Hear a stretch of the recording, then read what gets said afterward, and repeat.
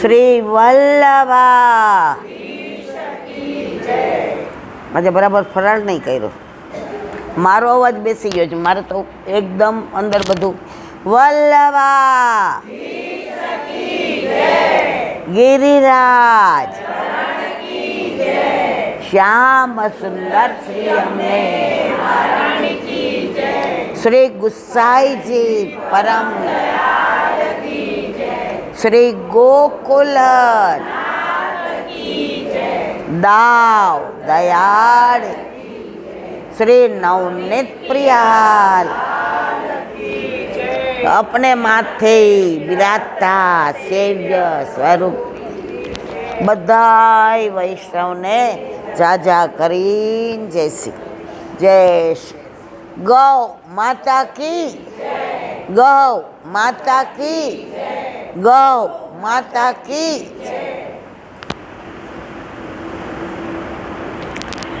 અત્યાર સુધી બધા વૈષ્ણવની વચ્ચે સત્સંગ કર્યો. મારા જીવનમાં પહેલી વાર એવું બન્યું કે ગાયોની સાથે સત્સંગ કર્યો,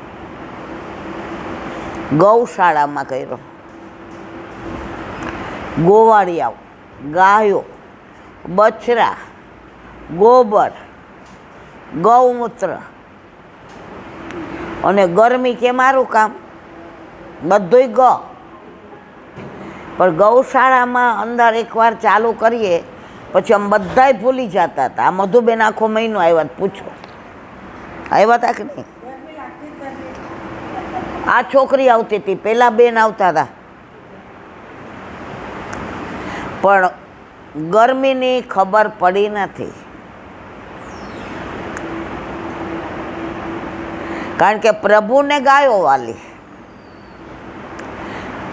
ગાયોને પ્રભુ વાલા. અમને ગાયો વાલી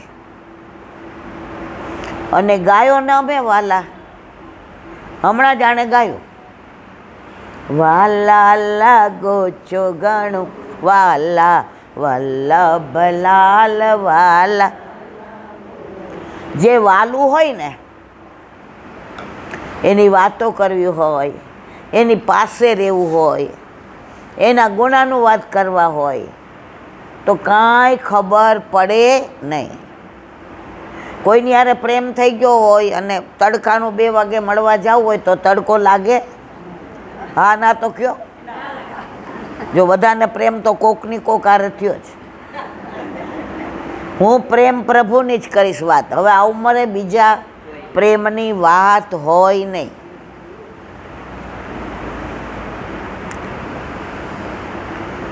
તો 1 મહિના સુધી જે આનંદ કર્યો છે એ જીવનનું ફળ મળી ગયું છે.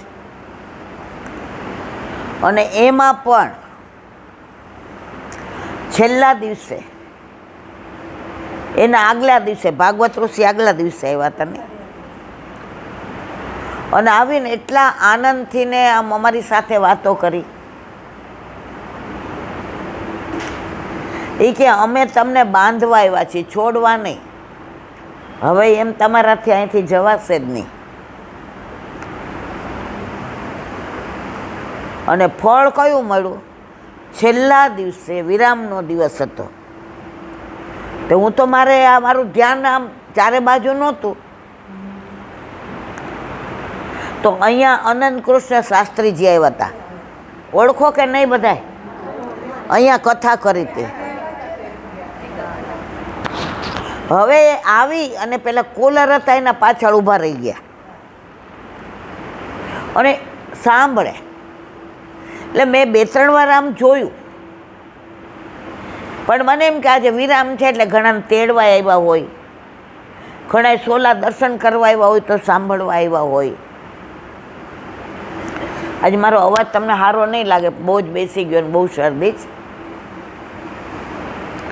પણ જેવું ધોતી બંડી ને તિલક જોયું ને એટલે મેં આમ કરીને જોયું તો અનંત કુંવર શાસ્ત્રી એકદમ દોડીને ગઈ. મેં કીધું આવો આવો આવો. 1 મહિનો પ્રભુએ અમારી પાસે ત્યાં આનંદ કરાવ્યો.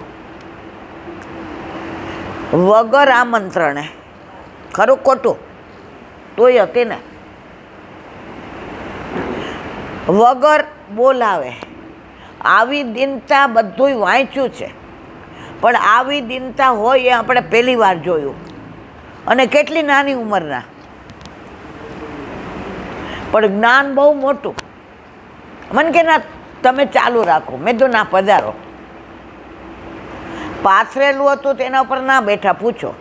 એ કાઢ નાખ્યું કે અમે આને લાયક નથી. આટલા વિદ્વાન શાસ્ત્રીજી હોવા છતાંય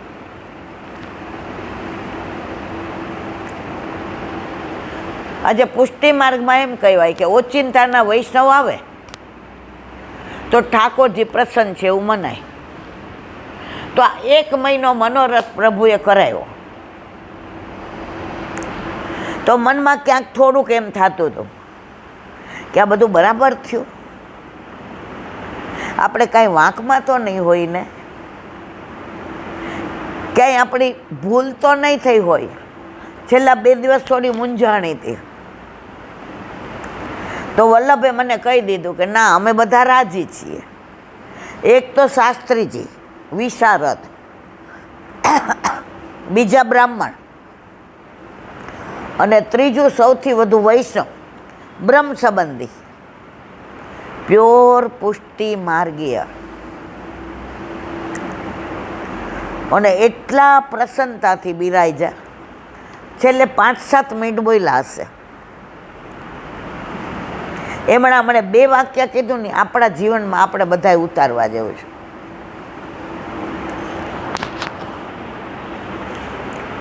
એણે કીધું આ 1 મહિનાનો સંકલ્પ કરવો ને એ જ અઘરો. આટલી ગરમીમાં 7 દિવસે આપણે વિચાર કરીએ. 1 મહિનામાં તો ક્યાંય કશું વિઘ્ન આવે, કશું. આજે આટલું સરસ રીતે આ ગાયોએ તમારા ઉપર કૃપા કરી. મેં તો ગાયોએ કરી, ગોવાળિયાએ કરી, ગોવિંદે કરી, ગોપાલે કરી, ગોબરે કરી, ગૌમૂત્રએ કરી, અને આજે આપે કરી. 10 મિનિટ બોલ્યા, બધું નથી કહેતી, જેનો સાર છે કહી દો.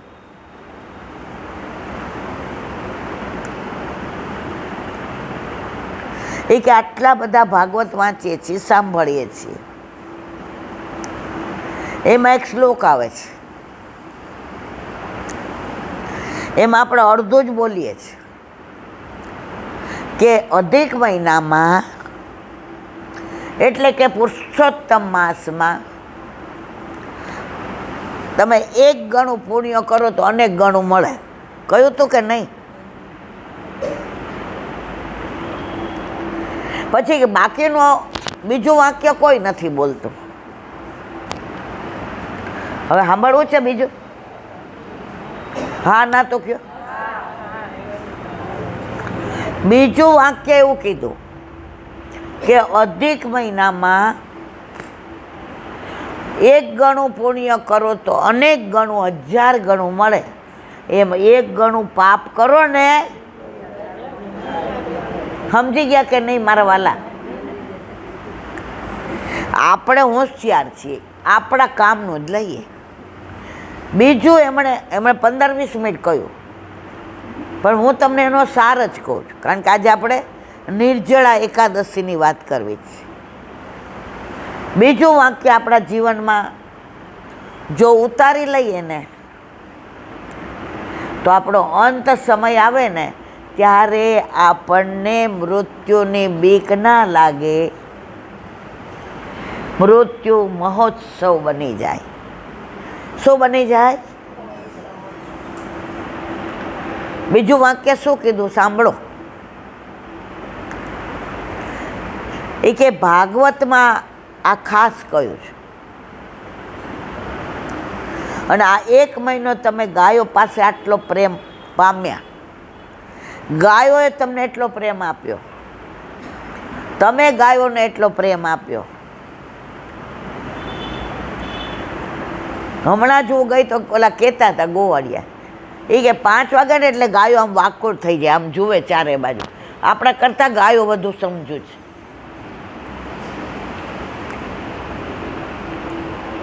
અમારી રાહ જુએ, પરિક્રમા કરી કેવી શાંતિથી ઊભી હોય, અને સત્સંગ આમ એક ધારી સાંભળે. આમ પૂછી જો ખરું ખોટું. એમણે બીજું વાક્ય એ કહ્યું, આપ જીવનમાં આજે 11 છે, આપણા બધાએ ઉતારવા જેવું. શું કહ્યું?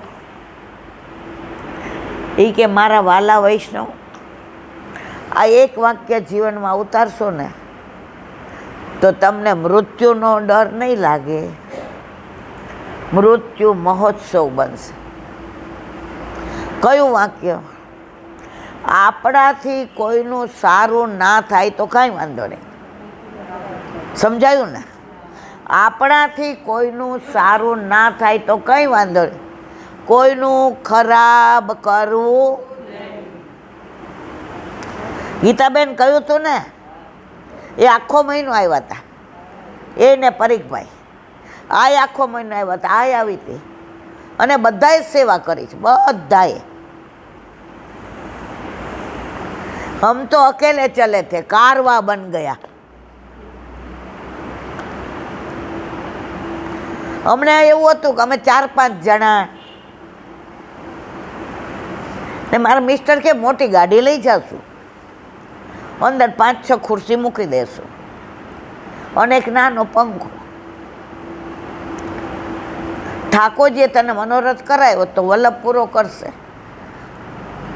તો પહેલે દિવસે તો અમે ખુરશી ન આવી ગાડીમાં, તો ઓલા સ્ટૂલ લઈ ગયા. જોયું તો એટલા બધા લોકો કે 5-6નું કાંઈ ન આવે. અને પછી તો ગૌશાળામાં ઊભું રહેવાની જગ્યા નહીં. જુનાગઢ ને બાવળા ને ધોળકા ને ગાંધીનગર ને ઈસનપુર ને ઘોડાસર ને નિકોલ ને પૂછો આર્યા બધાય. ખરું કહું છું ખોટું કહું છું? પુષ્કળ વૈષ્ણવો. પણ જેને વિઠ્ઠલનાથ વિચારે રે, એને પ્રગટ પદાર્થ ચારે રે. સોલા જેવી સંસ્થા દુનિયામાં ક્યાંય નથી. એ શ્રીનાથભાઈને ભાગવત ઋષિને ખબર પડી કે આ બેસવાની તકલીફ, બધા ગમાણમાં બેસી ગયા. ગમાણ એટલે ખબર ને, બેઠા હતા કે નહીં? બેઠા હતા કે નહીં? 200 ખુરશી મોકલાવી દીધી, કેવી રેશમના કપડાવાળી મોકલાવી હતી કે નહીં? કુલર 2 પાથરવાનું.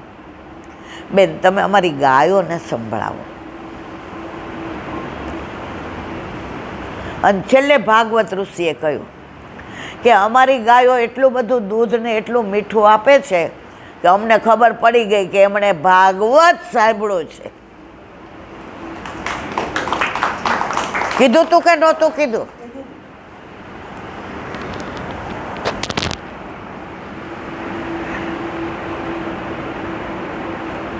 તો મનોરથ 15 વર્ષની હતી ત્યારે કર્યો હતો. મારી બા કે બોતડી આવું ન કરાય, આપણાથી ને આ બધું થાય. તું શાસ્ત્રીજી છો. 15 વર્ષના એટલા જે SSC નહોતી હતી, 9મા 10મા મઈસ. અમારે ત્યાં રાજકોટમાં બાલકૃષ્ણજીની હવેલી, દરબારગઢમાં કેટલાય જોઈ છે.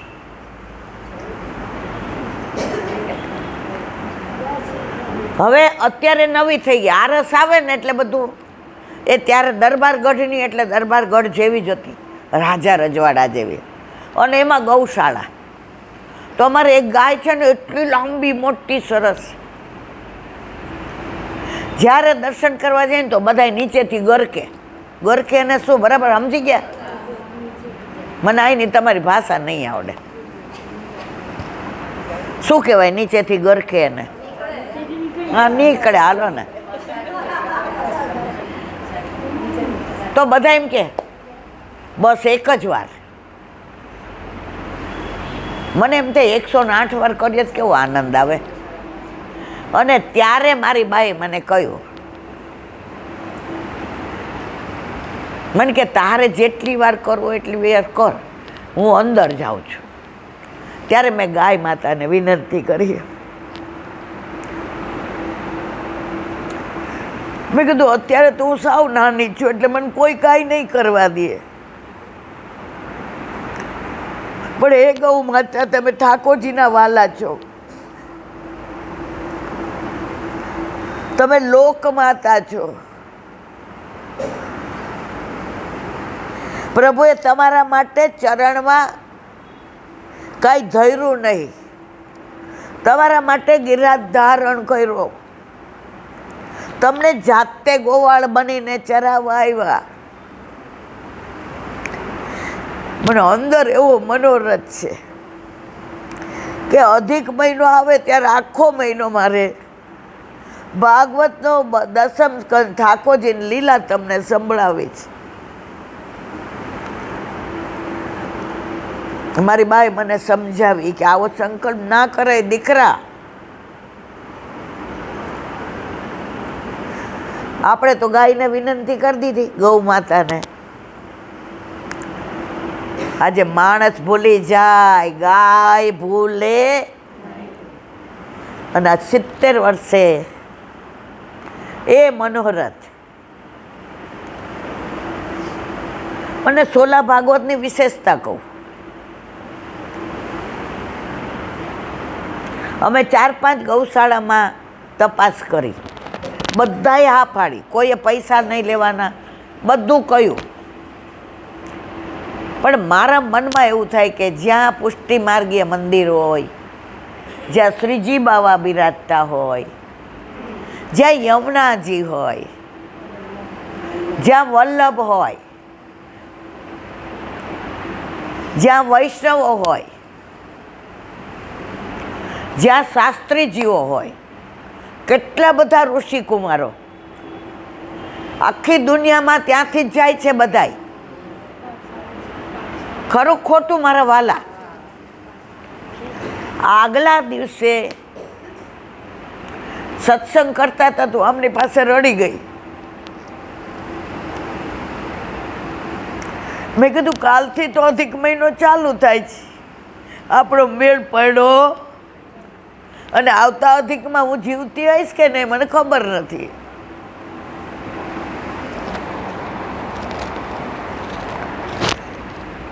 બહાર નીકળીને મેં આમને કીધું સોલા ફોન કરવો છે. મને કે એવું 12 કલાક પહેલાં કોઈ હા પાડે? એ કે છોડ આવતા અધિક મહિના. બધા એવું કીધું છોડો આવતા અધિક મહિનામાં.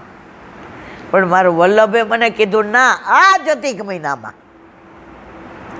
અને અમે ફોન કર્યો. શ્રીનાથભાઈ, ભાગવત ઋષિ બધાએ કહ્યું બેન પૂછવાનું ન હોય, તમારે ગાયોને સંભળાવવું છે? અમારી ગાયોને? મેં કીધું હા આવી જાઓ. બીજું વાક્ય બધી જ વ્યવસ્થા થઈ જશે. મેં કીધું ભાઈ ખુરશીઓને એ કે ફોન મૂકી દો, કાલ ટાઈમે આવી જજો, તૈયારી કરો. હવે તમને એનાથી આગળ પરાકાષ્ઠા કહું, એ લોકોએ 1 પૈસો નથી લીધો અમારી પાસેથી. પૂછવા રહ્યા બધાએ, અમે પૂછ્યું તો ચોખ્ખી ના પાડી. એ કે અમારી ગાયો આટલી રાજી છે, એમાં અમારું બધું આવી ગયું. 1 જ મિનિટ રાખો.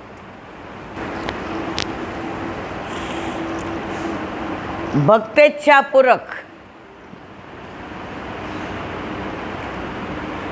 વલ્લભ આપણા બધા જ મનોરથ પૂર્ણ કરે છે. પણ એ કે છે મનોરથ કરતો ખરા.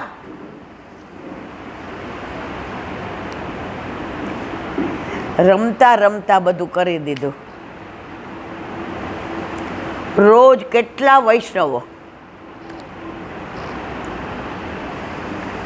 પ્રસાદની વ્યવસ્થા થઈ જાય, આવે એટલે વેલકમ ડ્રિંક બધાને. હતું કે નહીં? કોણ કોણ શું કરે કાંઈ ખબર નહીં.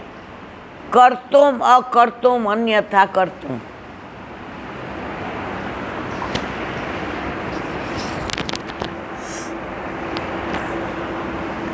મારે એ જ કહેવું છે કે ગાયો છે ને એ આપણે ત્યાં જાશું ને ત્યાં સાક્ષી ભરશે. મર્યાદામાં એક ગ્રંથ છે, નામ ભૂલી ગઈ, એમાં લખ્યું છે કે વેતરણી નદી પાર કરવી હોય ને અહીંથી જઈએ એટલે છે ને એવું કાંઈક, મને બહુ યાદ નથી, તો ગાયની પૂંછ પકડીને જવાય ને. આપણે તો પુષ્ટિવાળા છીએ